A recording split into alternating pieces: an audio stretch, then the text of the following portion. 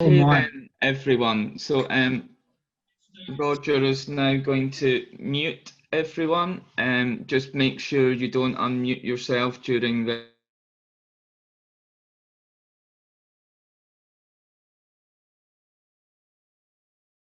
muted me as well, and I had to mute myself.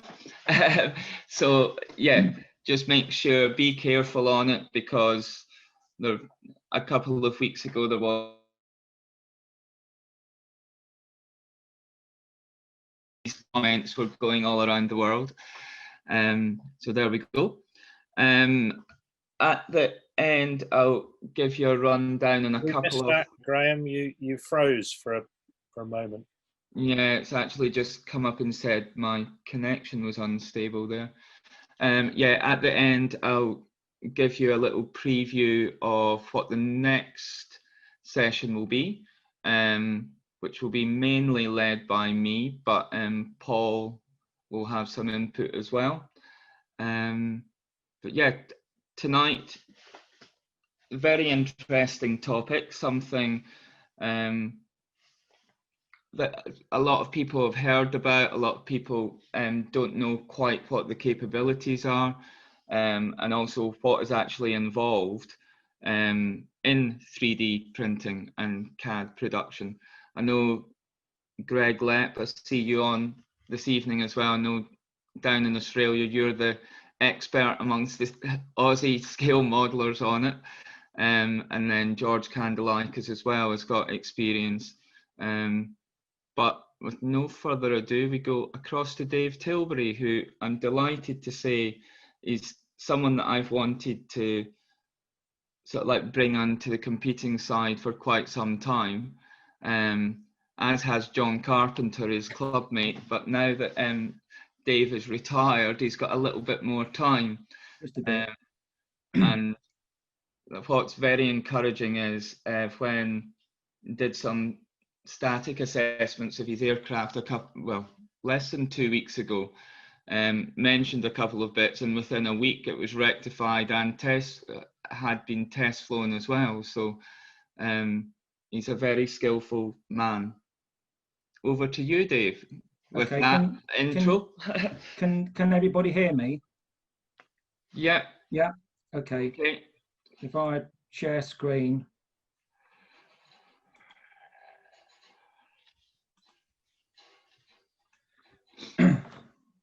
Okay. Hi everybody, and welcome to my Zoom 3D CAD workshop presentation.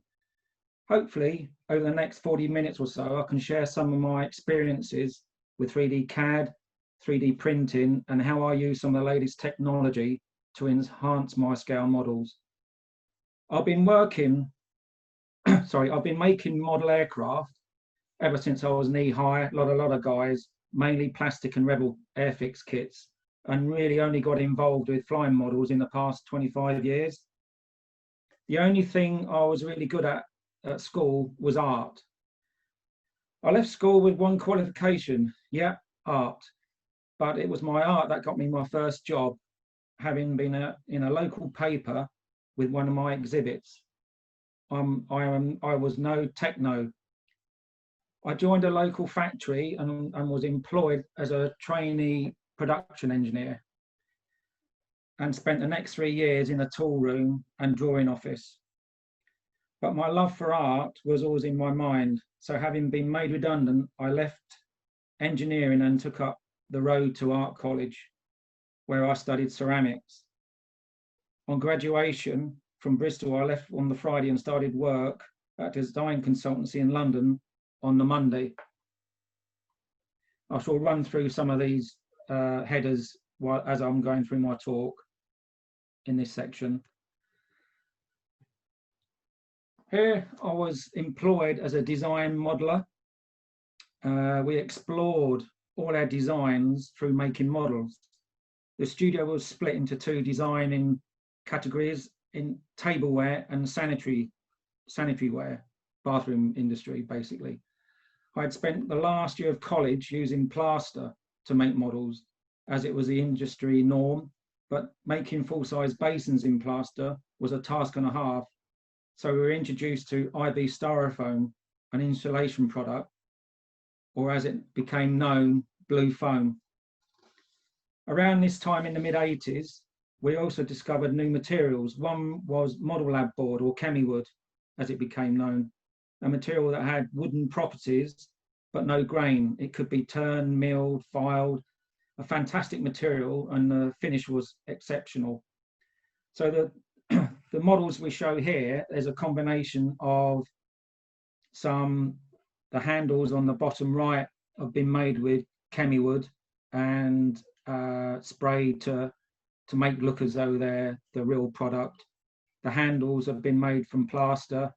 The two items above have been turned in plaster, but what we did, we impregnated the surface with a resin, so you could then add car filler and spray, like the item on the left, which was a hand grip for a bathtub.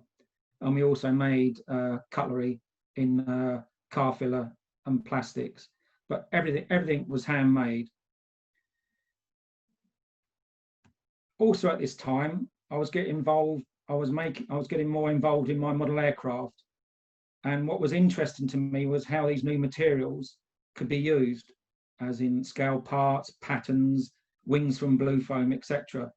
So I arranged to meet up with Simon Delaney at the UK Nats with a bag of bits to show him. He'd recently taken over the role as editor of RC Scale International. He came up with this idea of what's that stuff. So my articles became a regular feature, and some of my other projects over the next 4 or 5 years, as illustrated here, is my yellow aircraft Spitfire. I really enjoyed this time of sharing the sort of ideas I had using and utilising these materials.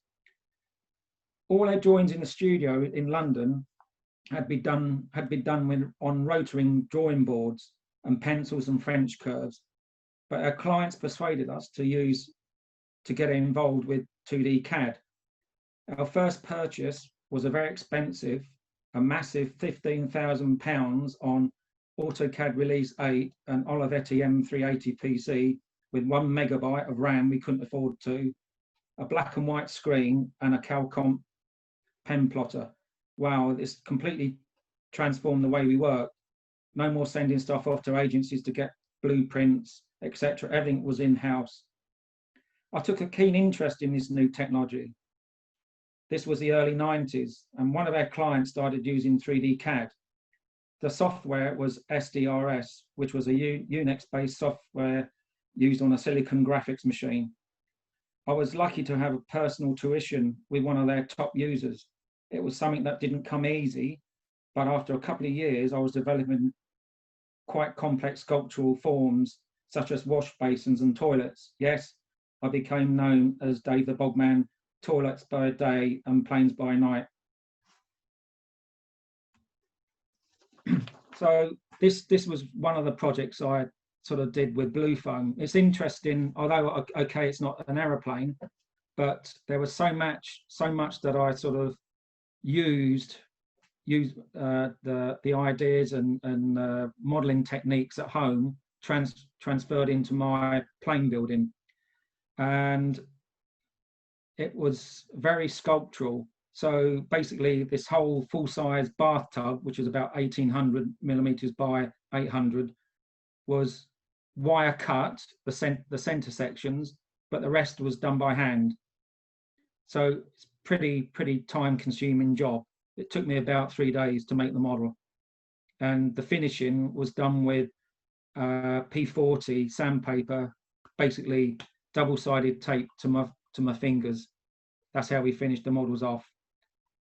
This was another model I made that was in an exhibition, and in the center image you can see this sort of really odd looking item. It was a really coarse rasp that had been bent by a blacksmith into this sort of almost lethal weapon, and that's what we used to gouge out all the foam and then use wire brushes, rifflers, which were sculptors' tools, to make the models.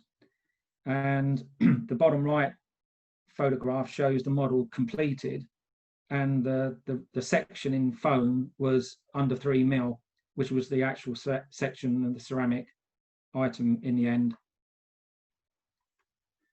So as well as doing models, we did CAD.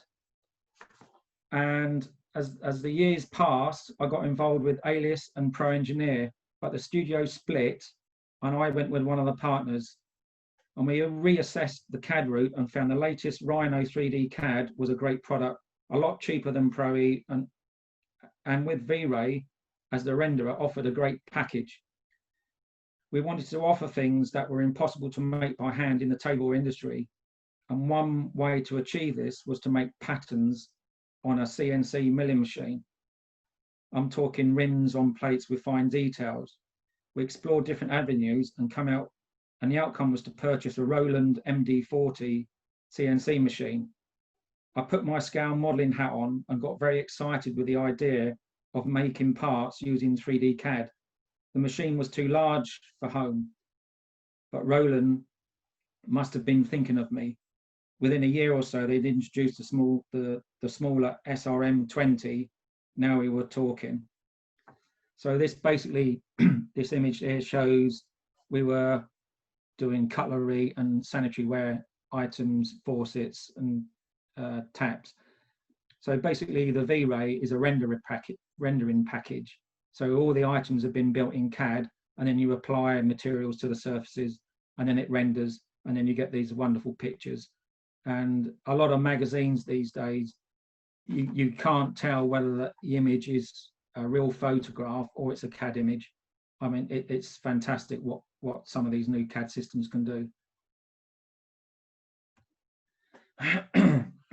So moving on to my sort of home experience now and my workplace, the types of machines I use, and then I'll show you some examples of using the technology. So it's my workshop.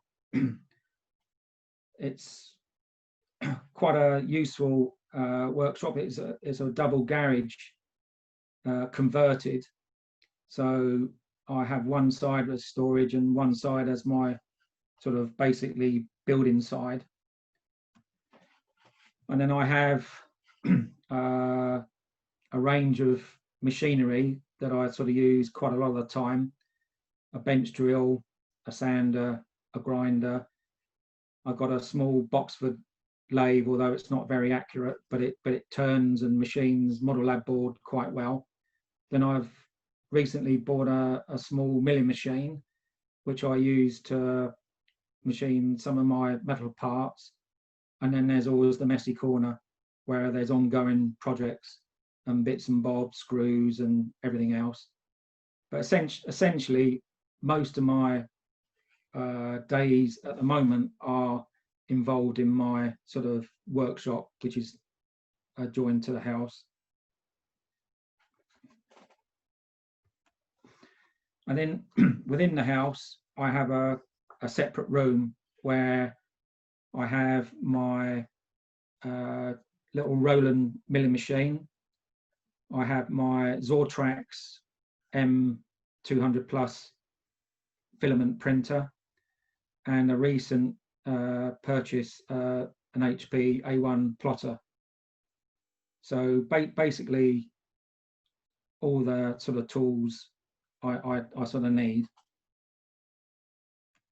And then this is my sort of workstation area where all my 3D CAD is kept, and the Formlabs 3 printer is downstairs. Most of the new technology is all Wi-Fi. The only one that is linked by a laptop is my CNC machine. So I just have to run up and down the stairs with a stick with STLs on to load onto the software.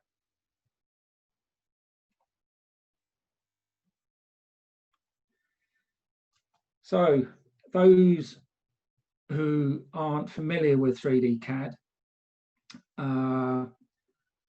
it's quite, it can be quite complex. It can be quite easy, depending on the software that you can buy. I've always gone for sort of not the most expensive, but a sort of mid-range CAD software, and I've always had great results. Basically, the top view shows an image of the screen within Rhino, and just a primitive created a cylinder. So you have a plan view, a perspective view to the right, a front view, and a side view. You can change the different views, but basically you work in these 4 views, and you can create primitives, squares, rectangle, boxes, cylinders, spheres, and also you can create surfaces. And surfacing is more complicated, more complex. And I always say to people that when the type of things I'm doing within my scale modeling, it's sort of the nuts and bolts area. I don't really do much surfacing, although I can, because all the sculpture work I was doing within the sanitary ware of the toilets and that, they're all soft curves. So, and the lower image shows you it's a software pup instrument panel. We'll come on to this a bit later. But you can do different things within the views. You can render them. You can put translucent renders on. You can do pen lines. So you basically describe the outside and shape of the part that you're creating. You need to use layers a lot, otherwise your drawing becomes very complex. So it's always good to put things on layers, and you just turn them on and off, similar to what you can do with a 2D package. But Rhino at the moment costs around I think it's about £600–700. So, and it's quite easy to learn. There are courses available, but and there's plenty of online help with videos you can log on to online. The way you can work Rhino is well in 3 or 4 different ways, but you can bring in an image of say the 262 on the left, which you then can trace around with splines and curves to create the shapes. Scale when you do this it doesn't really matter, because whatever scale you bring in it at, you can always scale it later.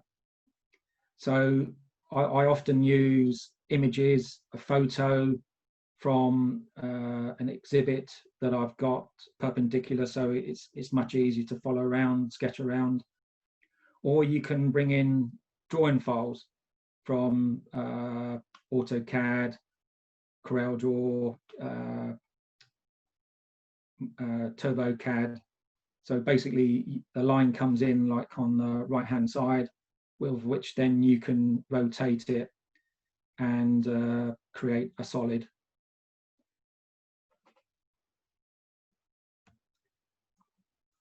So these are some of the parts that I've sort of been working on for some of the projects that I've been developing. As you can see, the Lerone engine, and the view on the left shows the parts exploded, so I know how the thing goes together. And I'm using a combination of wooden parts, printed parts, molded parts, well, cast parts, to build up my assembly. So the render helps to visualize what the finished item is going to look like, although this is just purely a black render, but I could do it chrome and brass and do some other fancy things with it. But essentially it's just creating the shape as a visual. And then the bottom left a Vickers gun that I did for my pup. Again, it's quite difficult getting hold of original drawings, as you all know.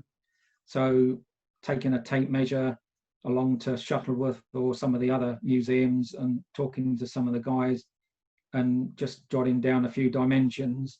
And then once you have an overall or some other reference, you can then go ahead and create your 3D CAD. Again, photographs are very important for doing this type of work.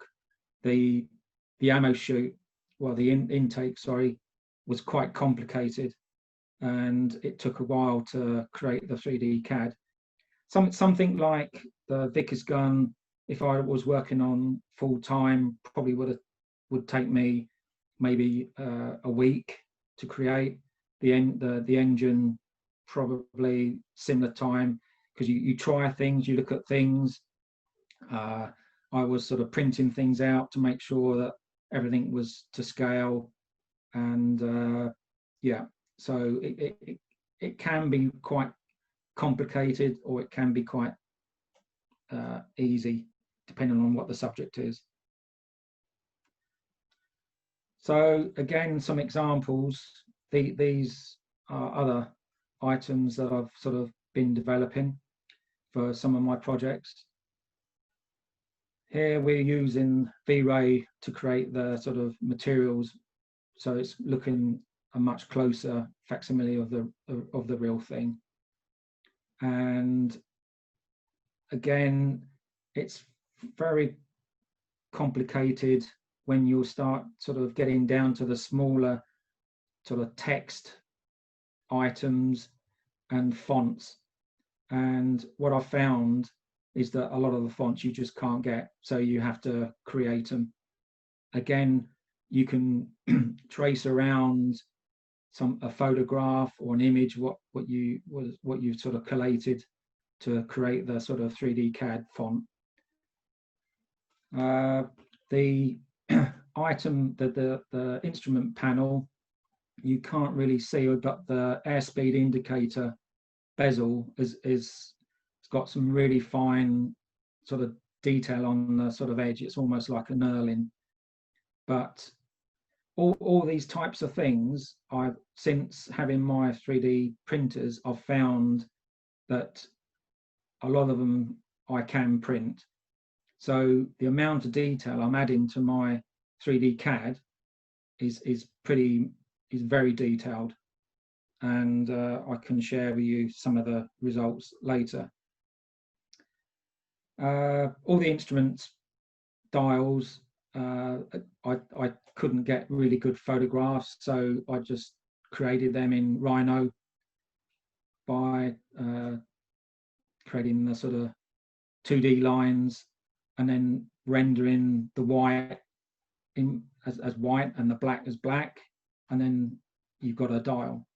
It's quite time consuming to do all the lettering and the numbering and everything, but there are commands that allow you to array items. So if you imagine you've got a circle with a vertical line and you want 52 lines all around the circle, you can just basically hit the button and it will automatically do that.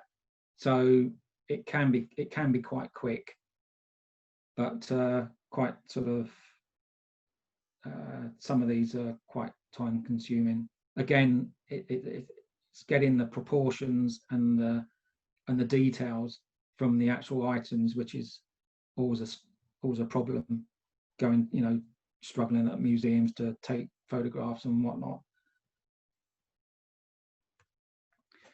Okay, so most CAD programs output an STL file, which is a standard triangle language or a tessellation. Now, my three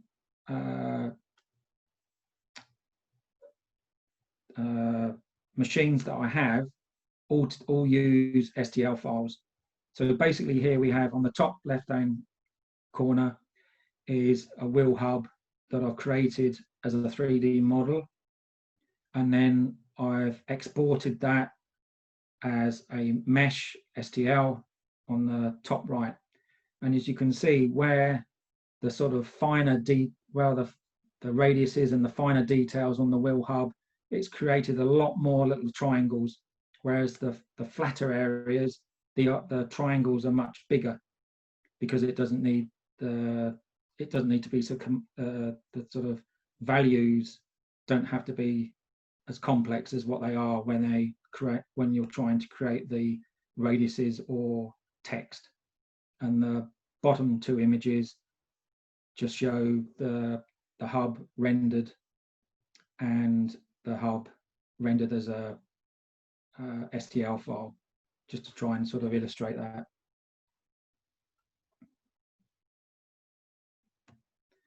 So basically my first purchase, as I mentioned earlier, was this SRM20 CNC machine. It's a 3-axis milling machine, and you can it's easy to set up. You can cut plastics, model lab boards, wood, but no metal. It's a shame, but you just can't. So basically what you do, you take your block of model lab board and stick it down with double-sided tape to the bed of the machine, put an X in the middle of the block, and then basically you put it's a single tool operation. There's no multi-head. So basically every time you do a machine, a surface or rough cut or finished cut, you have to change the tool, which is sort of, it's okay. I mean, it takes a bit more time, but the way you set it up is quite easy. And you basically put the tool in, you hover there's controls, you hover over the top of the X, center of the X, to get the XY, and then to get the Z, you move the tool down using a slider to within about 2 or 3 mil of the top surface, and then you undo the tool, it drops down, hits the surface, and that's 0. You tighten the tool back up, and then off you go. So on a normal cut, you would do not necessarily a surface cut, but you do a rough cut. So I might use a 2 mil or 3 mil cutter. The cutters, the maximum cutter you can use on this is about 6 mil. The minimum cutter I've got is a 0.5 mil, which is quite small. So I have to be very careful when I drop that down onto the surface and I don't break it. So the types of things I was creating for my models were sort of limited to a certain extent, because I couldn't create any undercuts. Everything is created by the tool coming from the top. So the wheel hub for a tail wheel for a 109 or 190 in the central picture, and the left-hand side a fuel cap for a Mustang.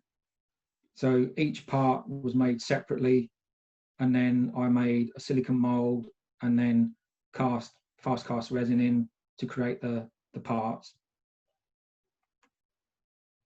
So the finished item is on top right, and you can see I've engraved using the tool, the 1/2 mil tool, aromatic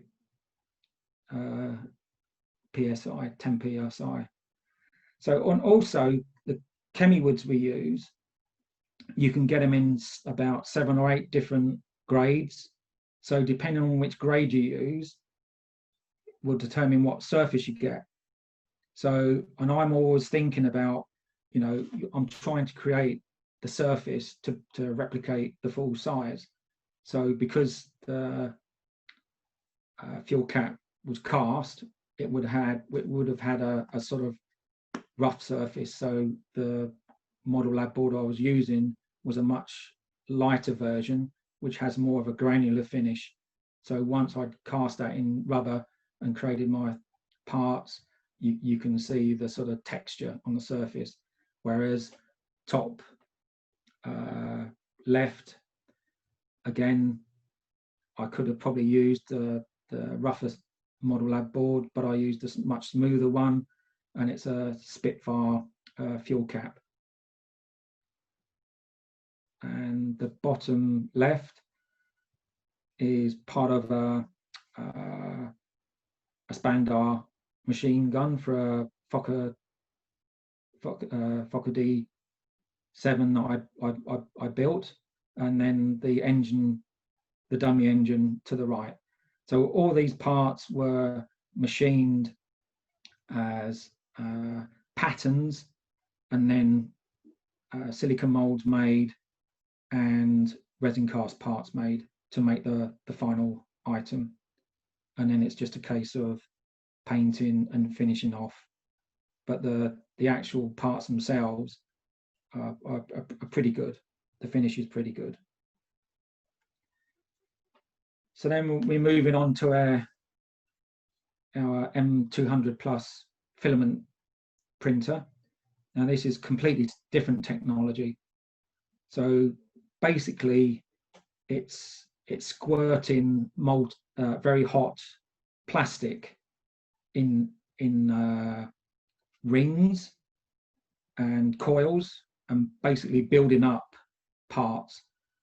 So you, on the back of the machine, you have a coil of, or reel of plastic, in this case ABS, 1.75 mil, and it passes through over the top through some guides into a feeder that's heated up, and then the plastic is then squirted out at a certain speed, and at a certain speed to create the sort of walls or whatever you're trying to create as your 3D model. So again, I'm using STL files in a program called it comes with the software. I can't forget that. I forgot it at the moment. Anyway, basically, I don't know why the image is blue at the top. It was when I took the photograph, for some reason, a blue light may come on inside the machine. There's always a light sort of going. There's a camera fixed to the items that you can record what you're printing. The bottom left is a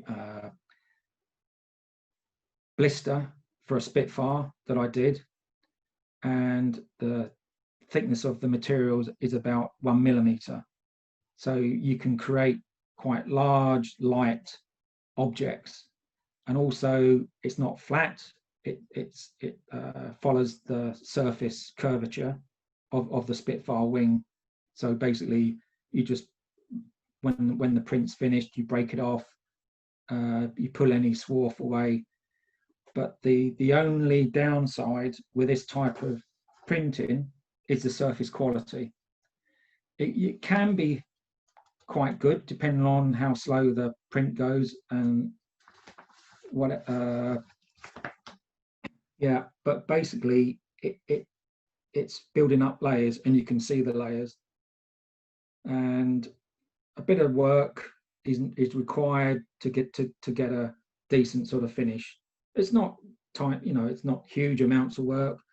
The spino cannons on the bottom right, the main parts have been printed with this technique, but the nozzles and the nozzle ends have been printed with SLA, and then a mold made, and they're added on to the filament prints to give a much better definition and detail.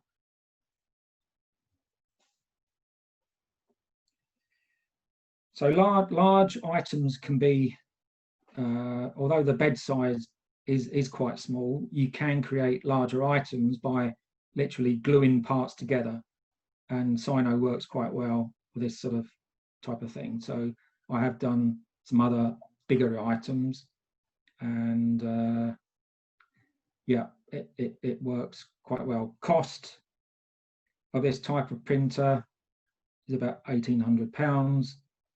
I always say to my, you know, I always try and buy quality. I research a lot into products before I go ahead and buy them. The material is very cheap. A reel is about £15, £16, depending on what materials you can buy. And they're always coming up with new materials. I mean, you can print rubber now, although I'm not convinced still with the quality of the rubber. But yeah, PLA, ABS are the sort of main two plastics that are used on this type of machine. So moving on, these are the type of things that I've done. Someone asked me to make some Spitfire cases for the boost and some of the other dials on a static instrument panel for a flight simulator. So I made the outside casing with this technique. The little oxygen bottle to the right. This was quite interesting because I used the material to give me the surface quality that I needed. And if you can see that it's quite gritty, the surface quality, it's trying to be like cast metal, steel, or whatever material it was made from, but it's trying to emulate that sort of material quality. The valve was made using my SLA printer, which is much better quality of a print. The exhaust stubs, you might be able to make out just the sort of layers. You can sort of see faint lines on the surface. Again, with a bit of a rub down. These are for a quarter scale Spitfire, and the sort of edge thickness is about 1.3 mil, so they're hollow, which is good. So you could use them to allow air to escape from the cowl, but you won't be able to put exhaust gases through because it's too hot. So there's sort of, again, limitations. Again, the Hispano cannons down below, finished. I did a smooth one and a tapered one.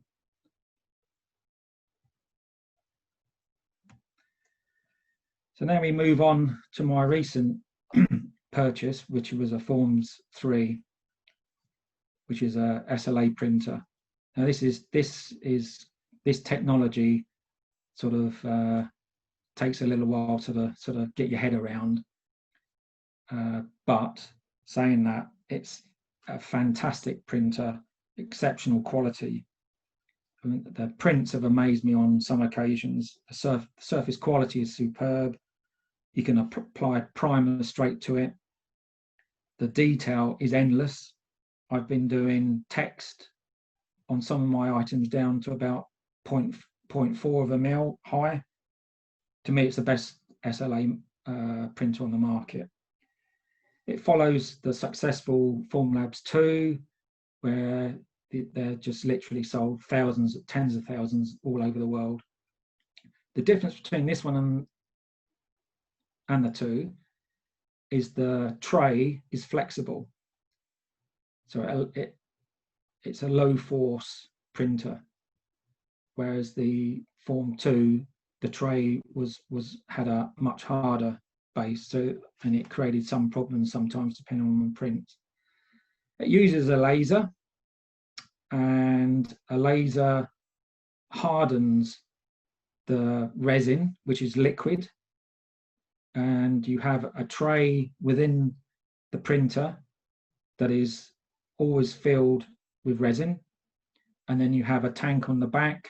Every time you start a print, it drains the resin from the tank into the tray to allow that you've got enough material to do your print. As you can see by the illustration in the middle of the screen at the bottom, this is how the laser works. So it bounces off some mirrors and passes through the resin and hardens it. The parts are created upside down. This is where it all gets a bit sort of confusing. So the center image at the top is the parts finished, but they're all upside down. Whereas the parts at the bottom left, which is your the software where you bring in your STL files and arrange them and change the orientation, angle them, and then it applies these little sort of sprigs, and you can change the values of the sprigs and also the position of them. So if you had something that you were quite keen on the edge, didn't have a sprig, you can go in and edit and move the sprigs around. So basically, the bottom left is what you would create. You then output that. It does all the calculations. This is what I like about all my machines. All the calculations are all done. So you don't need to be a techno to understand how these things work. Within half an hour playing around with STL files, bringing parts in these programs, moving them around, you can sort of start to understand how the thing goes together and works. The good thing about the Formlabs 3 is it will tell you whether the part will print. So you have to be careful of hollows and other sort of details that can be quite complicated or could easily break or not print, and it will tell you exactly what the problem is, which is great. So basically, or you can have literally a button you just press and it will do it automatically. But I sort of override that because sometimes I don't want these little sprigs to be on some of the parts. So a print can take, depending on what the subject is, between 2 hours, 3 hours, up to the maximum I've done is about 14 hours. So this thing you just set it off and you just leave it, walk away, come back sort of, the following morning is printing overnight. It's not noisy, and your prints are finished. Once your prints are finished, you then have to take them off this baseboard, as you can see on the top image there, and they're pretty much stuck on that baseboard. So you have to use some more tools that they supply to break them off very carefully. They're still quite soft, well, softish at this present time. Then you have to wash all the residue resin off in an alcohol-based solution, and you leave them in the solution for an hour or two. You have a dipping sort of containers where you have more of a sort of dirty alcohol, and then you put them in a much cleaner one. And basically, I use a little brush and go in there and sort of try and brush all the resin out of all my details, especially if you've been doing text. And then you put them under UV light, which hardens the resin. Again, I leave them. My partner has this UV light for her nails, so I've acquired that, which wasn't well. She still keeps saying, where's my UV light box gone? And I'll say, oh yeah, okay. So I have to keep nipping next door to get it and make sure it's clean to give back to her. But once the parts are in the UV, there's sort of no mess at all. And also the heat from the UV light also sort of hardens the resin. I tend to use a standard grey resin. You can get numerous other materials, rubbers, sort of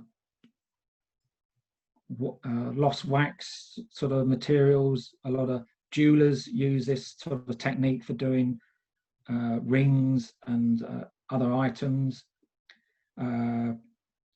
It's dentistries use this item. There's a dentistry resin. So next time you go and have a bridge or something, they might make a 3D model of that using this type of printer. I mean, it's such a versatile. It's an amazing printer. It's quite expensive. This one retails for around about £3,000. The resins are not cheap. A litre of grey resin will cost you about £140, but there's a lot of things you can do with it, and as I'll sort of come on to.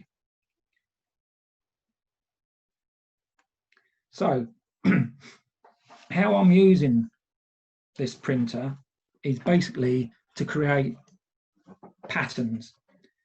Although, well, I say pattern, a majority of the time I'm creating patterns, but I also create sort of like the handles on the Bosch switch.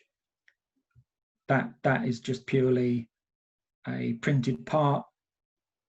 The Bosch face is a printed part which I've made a silicon mold of, and as you can see, the detail with the text, it's actually in the surface, so which as the full size was. So I'm trying to always emulate what's going on in the full size. Also the smaller switch to the left, again, you can't see, but it's also got sort of numbers on and some Bosch label and some other bits and bobs. The image to your top right, again, is that wheel hub that I showed earlier. So on this, I've got two types of text, one recessed and one protruding from the surface, and the black paint picks that out quite well. So that is a 3D print that would go into one of the wheels I have. It's not, all these parts are not structural, they're cosmetic, and you have to think about that all the time. And until they bring a material out that it could be more structural, I would imagine in time they will, which would be fantastic. to you know, you could do tail wheel yokes on all sorts with other materials. I can't print metal. That's the other downside with this machine, and the machines to do that I think hundreds of thousands of pounds, well out of my league. The instrument panel to your bottom left is, again, all the dials are printed, all the sort of screw heads, all the sort of finer details are all within the print. The texture is added afterwards because I can't create the texture in my modeling in Rhino. There are some limitations. And the Browning machine gun is a combination of filament printing, which I showed previously, and SLA printing. So the area that the text part was printed with the SLA printer. The main body of the gun is filament printed, and just by chance I got away with the sort of surface detail on that. And then I did some ammo belts with some rounds in as well, which are printed on the SLA printer. So again, here I've created some more exhaust stubs from one of my latest projects. Again, a standoff scale aircraft, yellow aircraft again. The thickness of the edge is about 1 millimeter, and surprisingly, it's pretty strong. Again, you can't put exhaust gases through. You'd just use it for hot air escape, which is brilliant because it goes to about 2 mil down on the flange where it's glued, and 1 mil to the edge. The bottom left is a fire extinguisher for my L4 grasshopper. Although this one is 3rd scale, I did one at 1/4 scale. And one, again, there's no sort of rubbing down. The paint was applied to the surface and sort of rubbed back to try and create a sort of brass look as the end product was. The top right for my FW190, I had a fuel tank, and I wasn't quite keen on the fuel cap that came with it, so I found this one online, some photographs, and created the 3D CAD. I then SLA printed it, applied some texture on the surface first before doing my final sort of spraying to get that sort of cast look again.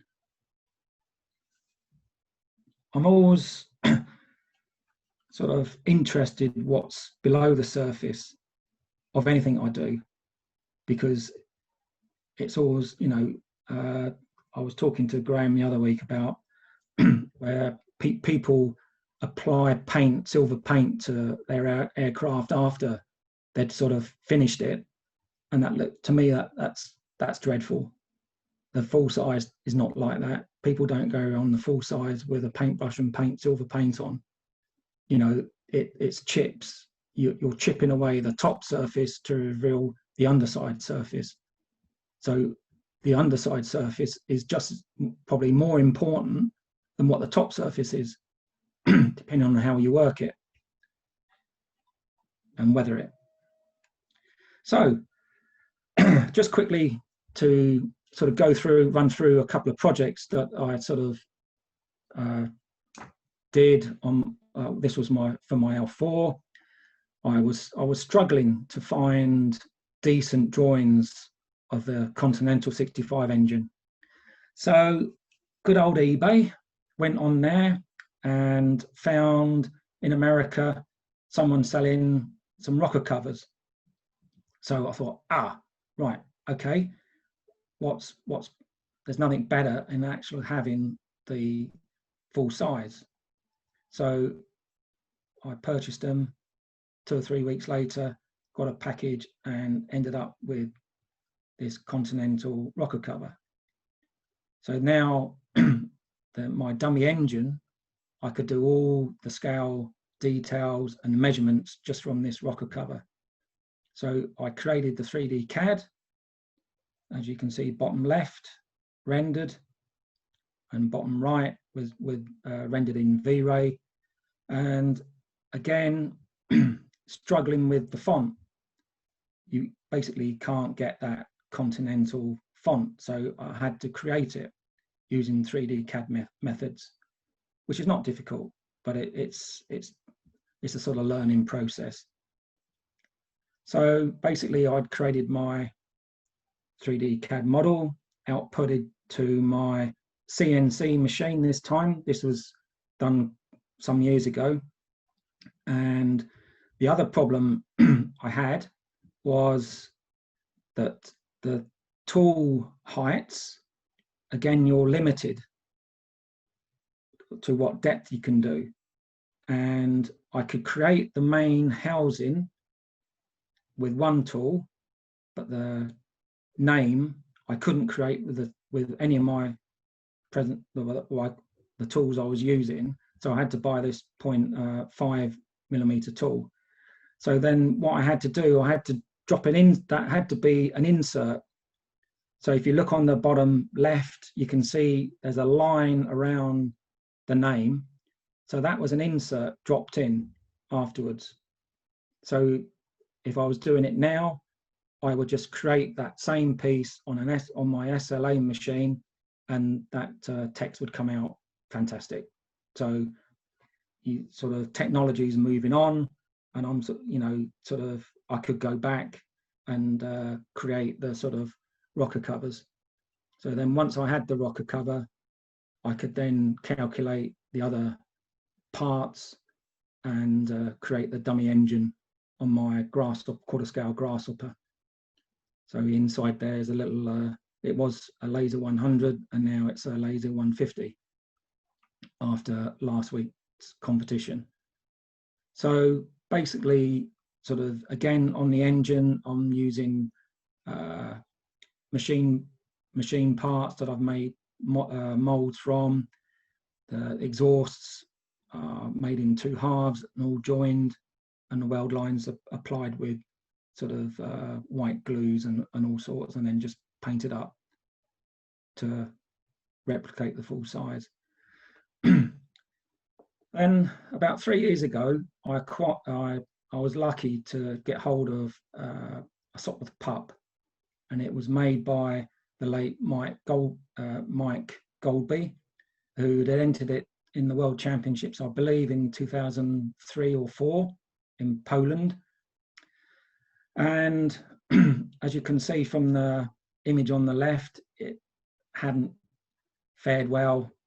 It needed a lot of TLC, and so I thought, what a great project to work on, to bring it back to life and to fly it again.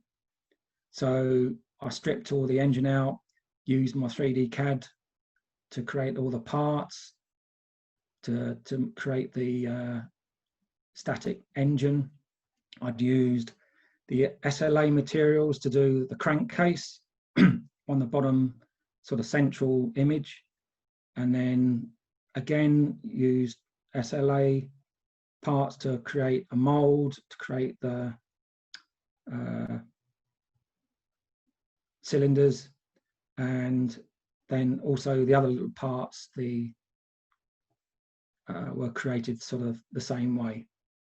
So, and then once I'd created or finished this, I then moved on to the Vickers gun. The Vickers gun that was in it was a William Brothers, which I'm not a great fan of. And so I used my CAD to create one as a SLA model. All the parts fitted together. It's flown now 6 or 7 times and everything's still sitting where it should be, so which is quite pleasing. I didn't know whether the vibration might cause some of the parts to break, but it's been very encouraging. So again, I created the new instrument panel, the control column, and some of the other bits and bobs around the outside.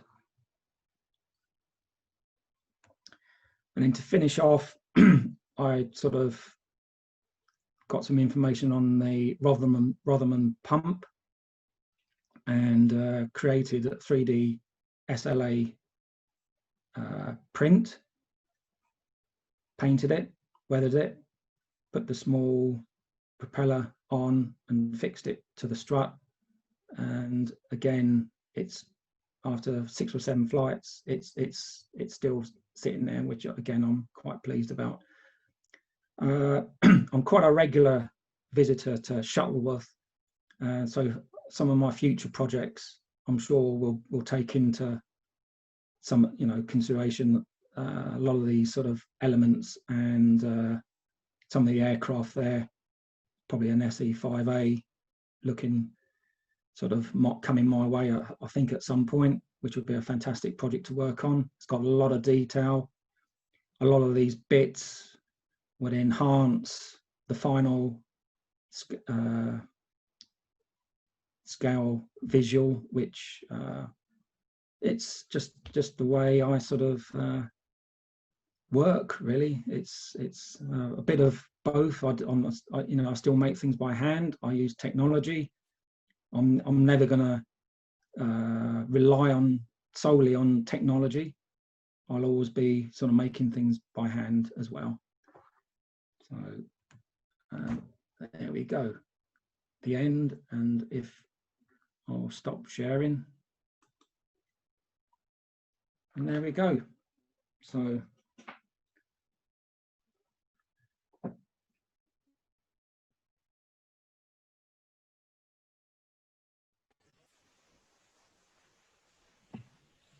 I would like to start by congratulating you on the presentation. sorry, I would like to start by congratulating you on the presentation. Thank you very much, George. Thank you. It was captivating, to be honest, Dave. I thought it was really, really useful as well. Incredible. I just sort of sat there open mouthed.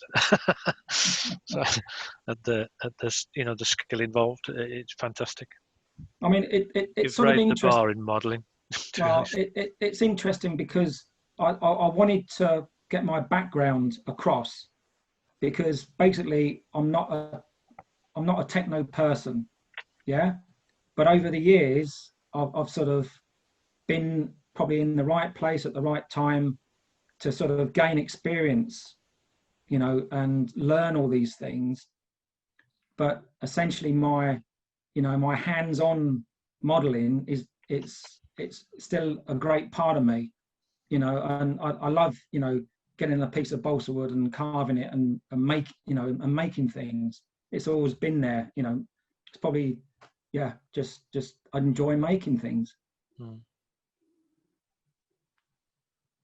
You can tell, Dave, that the detail is just second to none. Like I said, you've raised the bar in modelling a lot for everybody to try and meet.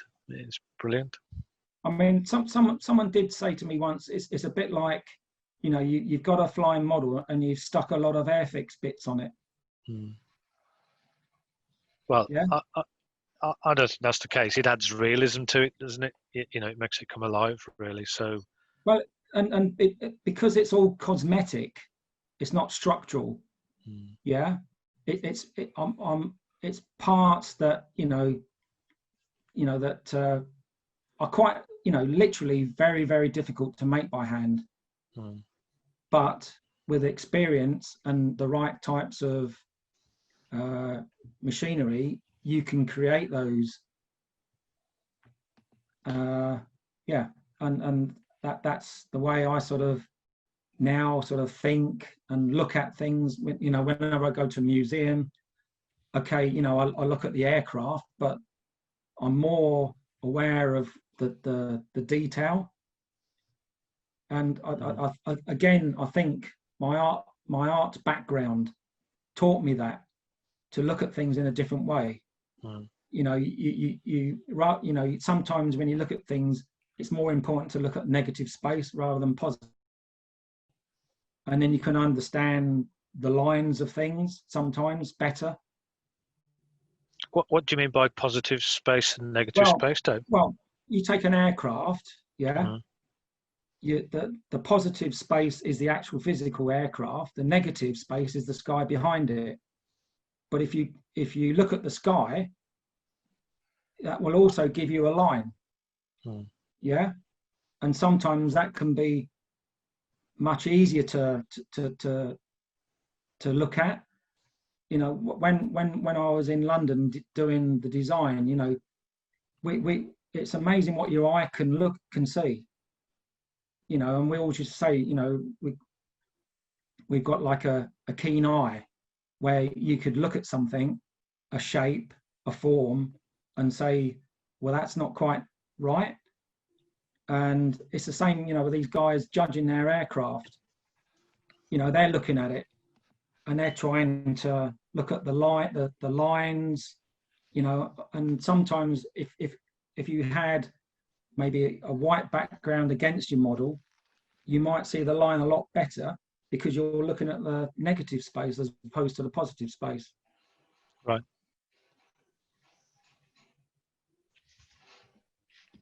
No, it's the same something that I mentioned to Dave the other day.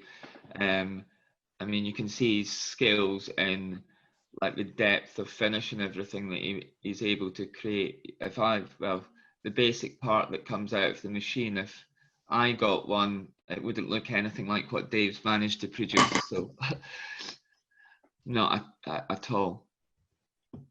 We are not worthy. Well, you're a double Ripmax Trophy winner, Steve. So you're. Yeah. Excuse me, triple. Oh, triple. Oh. First to bribe the judges.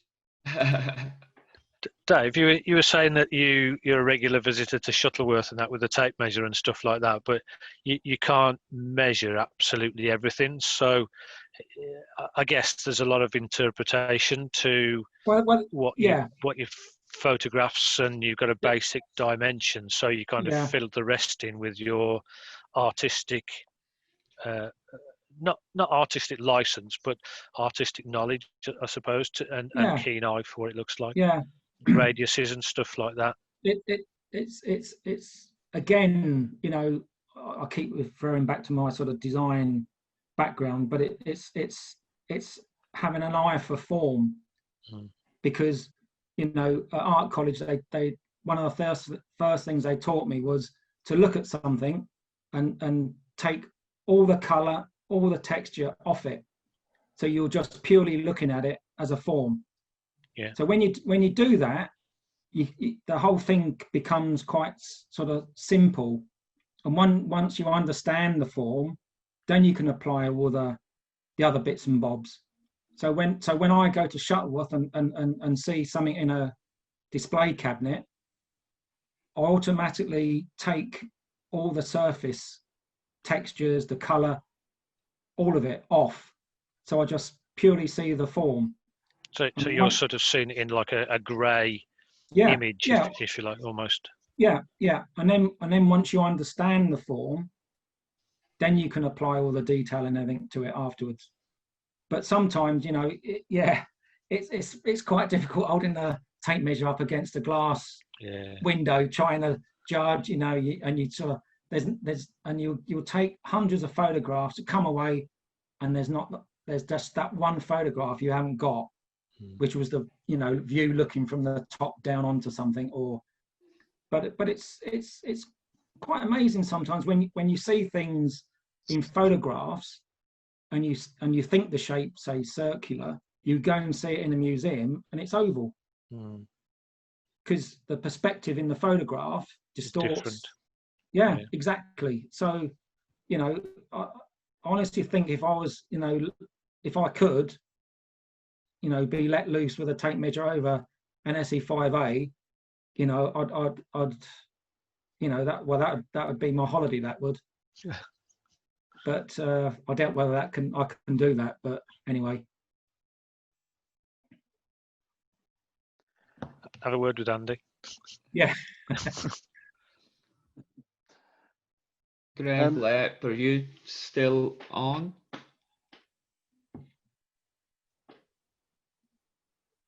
Maybe not.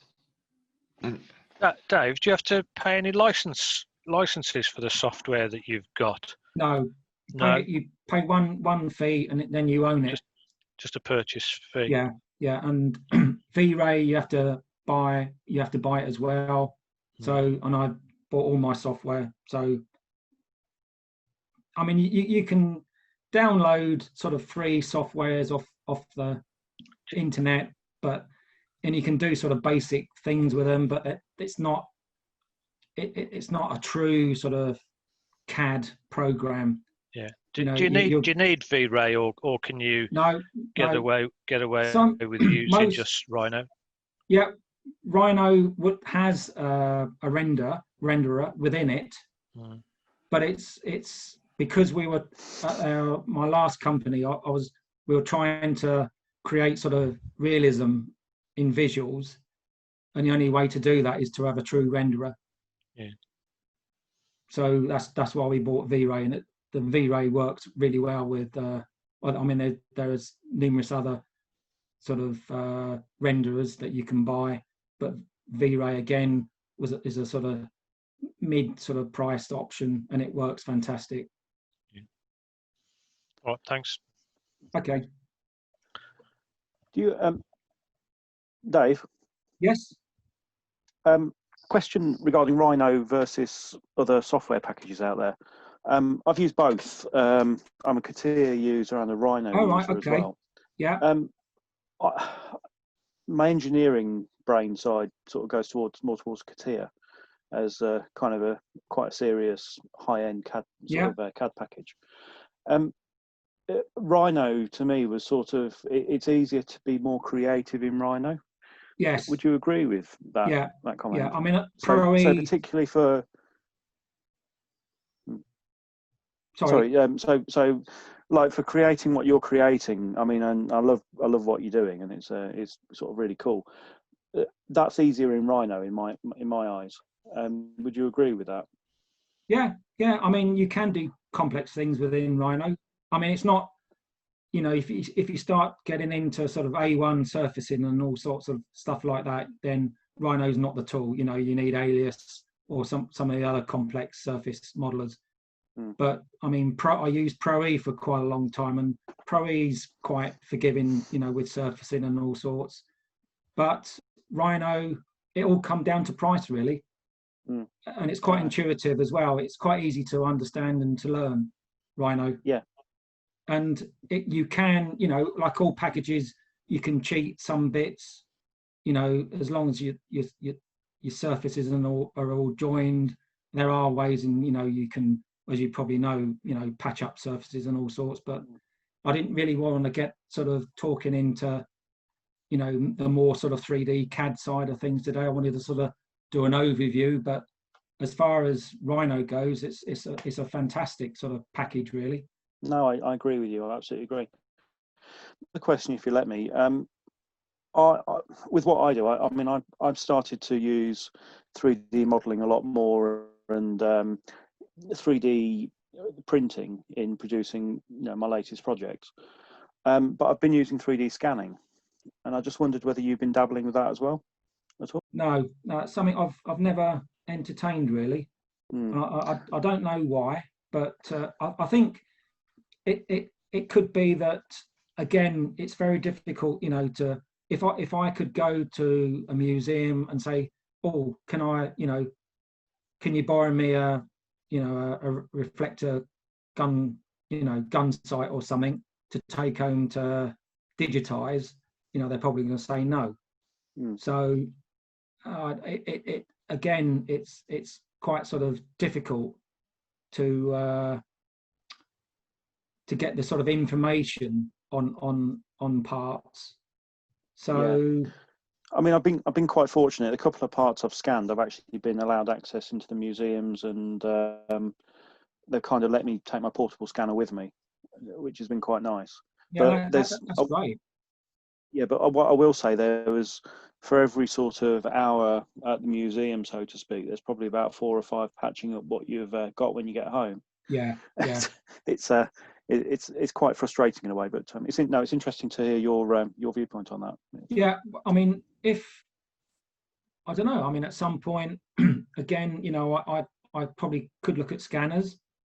I don't quite know how I would sort of use one in what I do, because I quite like the control of making some, you know, building something from scratch, a model, you know, whereas, you know, if you got something scanned, you know, like you probably say, you probably do spend a lot of time trying to correct little areas, and, you know, whereas if you build a model, because the as you probably know, that the more simpler build, the better it is to export it and to work on it.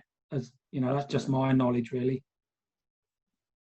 Theoretically speaking, a scanner might be of use to, let's say, smaller planes, where you could scan a plastic kit, a side, fuselage side, for example, then enlarge it and either reverse the geometry and make a tool for forming or for vacuum forming or something like that, in order to make a complete component like a wing or if you think something that is double curvature, because metal stressed structures are difficult to replicate with sticky tissue, which we use at least.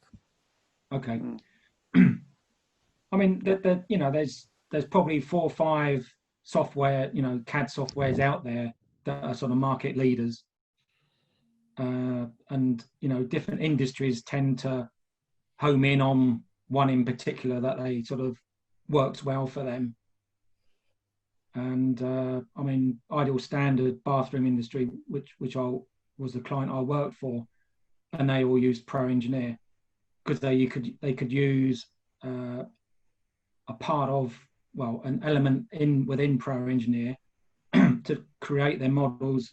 So they were like rubber, and then they could calculate all the distortion in the firing because ceramics moves around. It's not a constant material.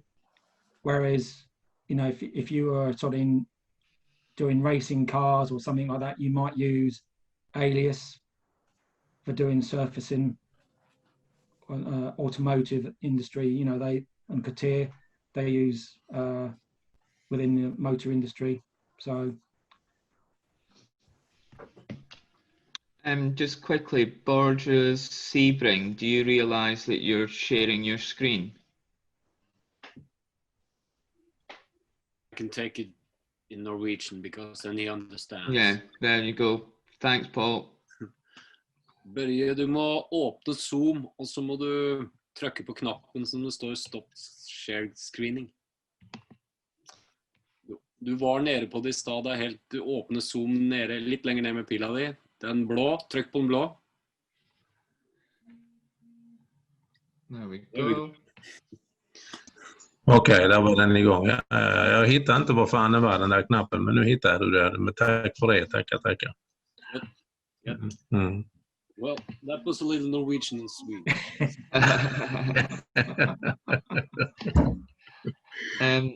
There's been a couple of comments just in the chat from Marcus Houseman and Thomas Nielsen about free 3D CAD software. So the links and the references are there in the chat window. It's talking about something called tinkercad.com. Yeah. Again, you know, it's I've never used Tinkercad, but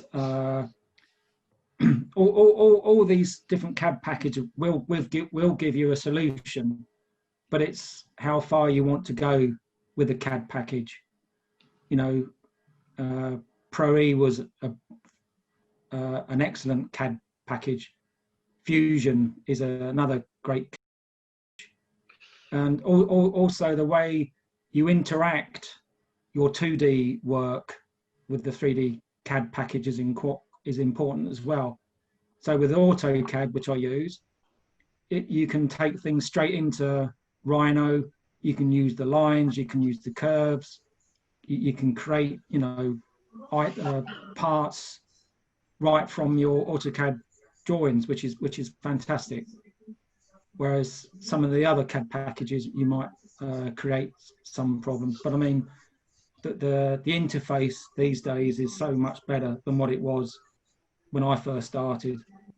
You know, you'd create a part and you'd send it to somebody and half of it was missing.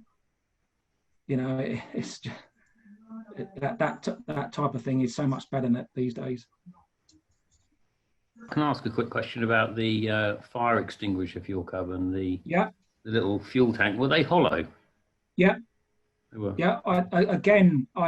I struggled with some drawings of that. I picked one up in a car boot sale for £15. So then once I had, you know, there's got some small text on there, pyrene extinguisher and all sorts. So again, I sort of traced, I got the font right and all sorts. So how did you print the fire extinguisher in one? Is it in one piece or two? No, it's in 2 parts. The actual handle is separate to the main body. The main body is in one part. Yeah. See the nice thing about the SLA route is that you can create you know, hollow objects. Yeah. So the weight, you know, it's not a heavy material. Right, yeah. The ABS can be, depending on the thickness of it, but then you can change the value of the print. So rather than having it printing 100%, it's only printing 15%. Okay. So the bit in the middle is sort of made up of sort of like, it's almost like aerated. Yeah, yeah. I mean, I've just started on this route with a printer, and I'm using Fusion 360. Okay. That uses, depending on how you slice it, but you can sort of fill it or not fill it. I just wondered if it was a cylinder with rounded ends, how you would print that one piece. No, you see, again, because it's supported on those little sprigs. Yeah. It's sort of elevated. Yeah. Right, and okay, depending where you put the little sprigs, because you Right. don't want them to go into the detail. No. Because what you have to do when you take the sprigs off, the actual surface area of the sprig is like 0.4 of a mil. Yeah. But when you take that off, you can end up with a tiny little sort of blip. Yeah. And then you can just, once it's all hardened and under the UV light, you can just take a bit of sandpaper and just lightly rub that bit off, and it's gone. Right. Okay. But sometimes, sorry. Yeah, fine. I was on your other 3D printer, the PLA printer, do you print ABS on that? Yes, yeah. Have you got air extraction using ABS? No, I have a window open upstairs. Okay, so I haven't printed ABS, but I understand it's quite toxic. When I do print it, if I do forget to open the window and I go up there, I can't smell it. It's not like going into a room full of fumes in your. Oh, okay. Yeah. And why would you choose ABS over PLA? Someone told me once that you can get slightly better detail with the ABS. Right. And also, longevity of the parts. ABS seems to be slightly better than the PLA. Right. I mean, I'm staggered with the PLA stuff I've printed, how strong and... Oh, yeah. I mean, it's for 1 mil thick wall. Yeah. It's like carbon fiber board when it's printed. Yeah. It's really, really tough. Oh, yeah. Yeah, I mean, it's fantastic what you can do with these things. Yeah, I mean, absolutely. The first few things I printed, even the raft, which was 0.5 mil, that's just like a super flexible piece of plastic, would be really good for, other, going around things and shapes and stuff. Yeah, that's really good. But I really enjoyed the presentation anyway. Thanks very much. Thanks, Roger. Just as a bit of background there, ABS is quite toxic in enclosed environments. You don't really want to be if you've got like small animals or particularly birds, and around the area you're printing, you don't really want to be printing ABS near there. There's been some cases with animals that have been gassed. Really? Seriously. I work in the plastics industry, and it's quite toxic. It's a little bit carcinogenic as well. So it's kind of wise to keep a good extraction. You can see my printer behind me there. Yeah. I've got an extraction system in the office here. Particularly when I'm printing ABS, you've got to be quite careful with it. PLA is great, as you say. It's really, really quite structurally good, but it will degrade over a number of years. So because of its plant-based basis, effectively, and it's not that great with humid environments. So it's quite interesting. It's it's good. Yeah, I mean the one thing that is changing every month, week is different materials. And they're all fighting the same market, all these manufacturers. So within the next 5 years, who knows what the material will be? I mean, to yeah, I mean, like I said earlier, you know, if there is a material comes along that has the same sort of properties as like a carbon fiber or something, you know, it'd be fantastic for doing tail wheel yokes or other sort of more structural elements on a scale aircraft. Mm. I was experimenting a few, well, nearly a year ago now, with a carbon fill material, carbon fill ABS, and that was quite good. The only downside to it is it messed up the nozzle on the printer really quickly. Yeah, yeah. So whereas if you're just using a standard, for example, a standard PLA, for example, you can run a PLA forever and a day through a printer, and it won't really wear the nozzle out. But this carbon fill material wore the nozzle out in about 20 hours. It was quite interesting. It was an interesting material, but like I say, as you say, these companies are bringing out more and more materials every week almost. Just different types of materials, and you just got to just keep an eye on what's on the market. Yeah, I did go for a demo at a 3D place, and they gave me this, which is a spanner, which is Kevlar thread inside a PLA outer shell. Mm. And that was on a dual extruder machine, which was quite interesting. This is absolutely bulletproof. I mean, it's like steel. Yeah. But I thought the way that the Kevlar is in, I can't get it very in focus, but the way the Kevlar is actually, you know, laid into the plastic, that's quite a good application. How did that end, Roger? Is that two nozzles? Yeah, it's on a dual axis, dual nozzle machine. So the Kevlar was in one nozzle and the plastic was in the other one. But it's just absolutely, like, I can't bend it or anything. It's just absolutely solid. It weighs absolutely nothing. So anyway, just thought I'd show you that. Just my internet dropped out there for about 5 minutes, so apologies if I'm repeating anything, but there's a question early on about Tinkercad and the fire extinguisher, for example.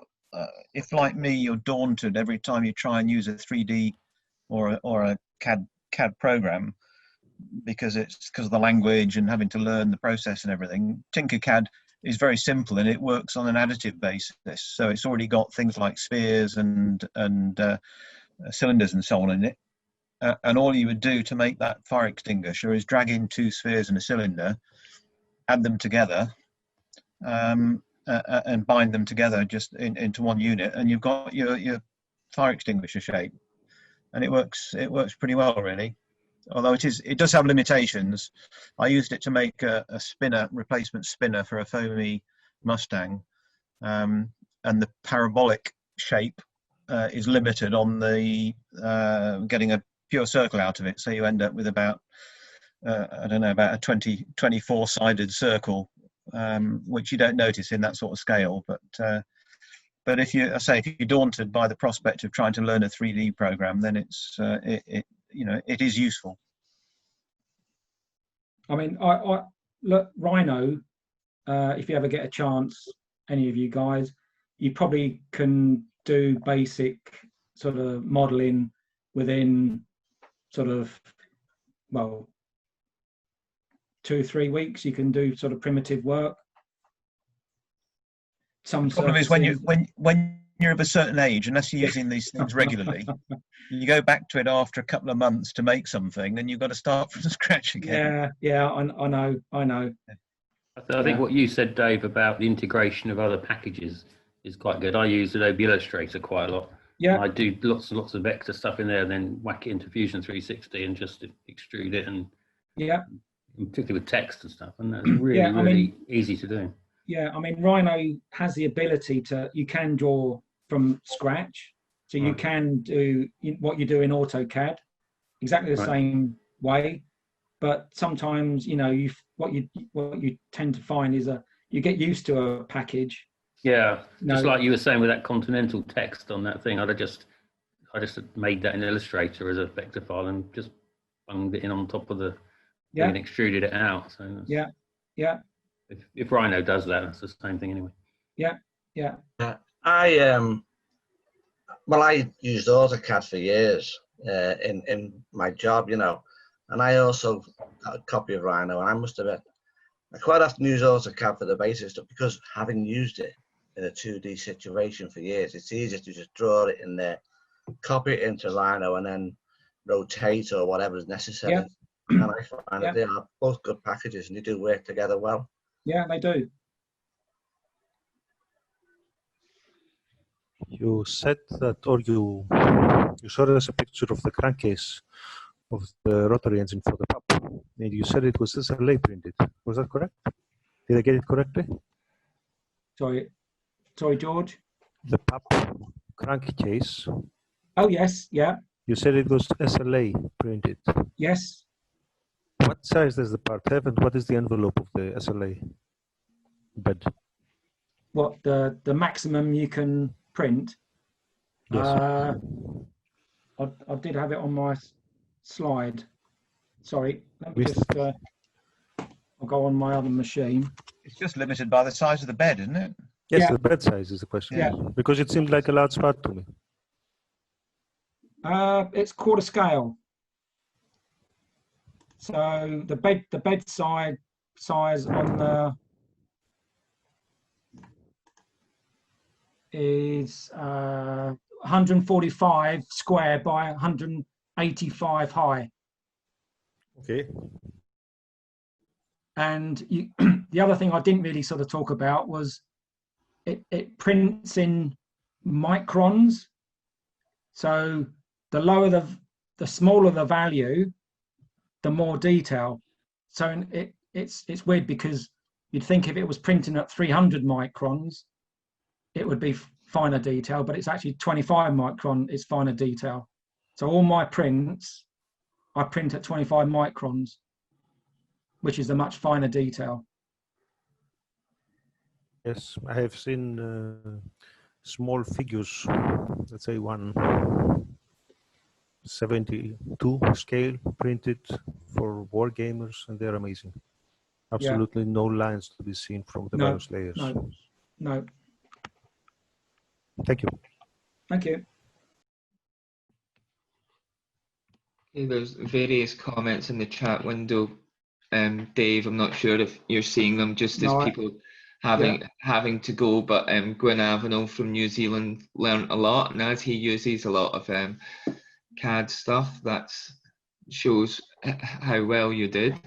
Phil Kingsbury as well, John Minshall, Marcus Hausman from Germany as well, all thoroughly enjoyed it. Good.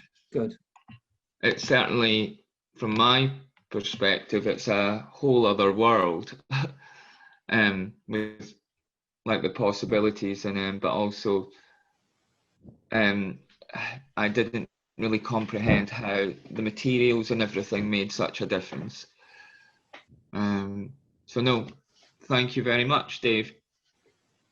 Just the last question. Oh, George, always another question. Yeah. Yes, died in the Wool Pro user for over 20 years. How difficult is it to migrate to Rhino, given the very different philosophy? I found the change from Pro Engineer to Rhino quite easy. It's not as complex to understand. It's quite intuitive, Rhino, and in some ways forgiving as a software package. There's limitations with it, like there is with all 3D CAD packages, but you could sort of get around them. You sort of learn what you can do and what you can't do with Rhino. And the nice thing with Rhino is that if you do have to build something and it's quite complex, you might have two or three ways in which you can build it. So if the first version doesn't work, you can build it a different way. If that doesn't work, you can build it another way. But the one downside I would say with Rhino is when you're doing complex surfacing, especially when you've got more than 4 sides, any sort of CAD package doesn't like more than 4 sides, whereas Rhino doesn't. If you've got 5 sides, then you've got to start thinking about what you're trying to do. But again, you know, there's ways in which you can sort of get around that, and because most of the things I'm doing are so small anyway, and they're not really important to you know, to the final thing. It's not like you're building a machine for a microscope or something. You know, it's a aircraft part that's going to be painted, weathered. So it doesn't really matter, George. But Okay. as a CAD package to learn, it's pretty quick, I would say. I'll think about it. Yeah. Okay, thanks. Good. Thank you. Time is marching on, which shows it was an informative and interesting talk with lots of questions.